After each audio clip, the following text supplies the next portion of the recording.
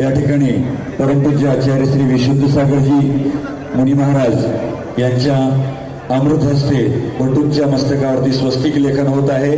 त्याचबरोबर समोरचे जी 4 बटू आहेत त्यांच्या मस्तकावरती सुद्धा स्वस्तिक लेखन होत आहे।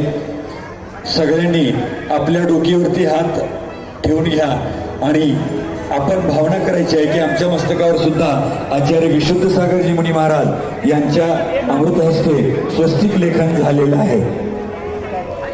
हा महाराजजी तुम्हाला आशीर्वाद देत आहेत। आचार्य श्रींच्या हस्तेच स्वस्तिक लेखन झालेलं आहे।